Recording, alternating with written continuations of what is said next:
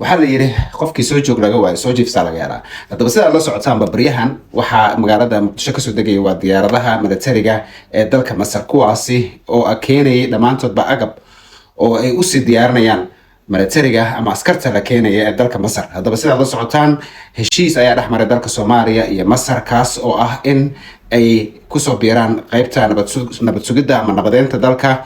Sidoo kalena waxa ay dalka Masar noqon doontaa ama ay ka caawin doontaa militariga Soomaaliya waxyaalo kale oo training iyo waxyaalo kale ay dowladaha soo saxiixdeen. Masar iyo Soomaaliya ma aha markii ugu horeysay ee heshiis wada galaan. Dowladii Cabdirashiid laga soo bilaabo ilaa iyo dowladda maanta, Masar waxay ahayd dowlad ku xiran dalka Soomaaliya.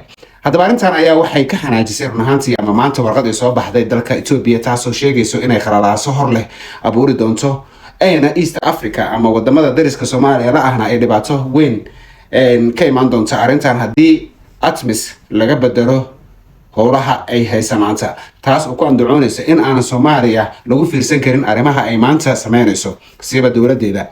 Haddaba sidaa la socotaan waxaa dhowr jeer Ethiopia iyo Masar ay madax isla geli gaareen dagaal waa webiga Nile daamka weyn ee Ethiopia ay xirayso. Labadoodana waxaa ka dhaxeeya hurguf weyn oo in muddo ah hadda soo socotay.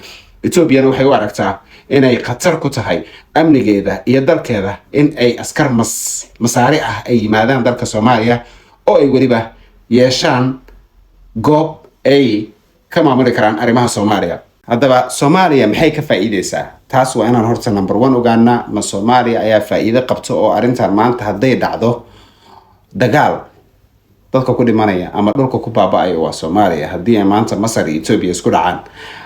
Balse haddii ay Masar si daacada oo la shaqeyso Soomaaliya waxa laga yaabaa inay nabad noo horsado. Yaa og adiga waxaad isleedahay bal commentiga inuu soo dir. Sidoo kalena barnaamijka share gareeya, na follow gareeya. Kuna soo dhawaada goob walba mar walba.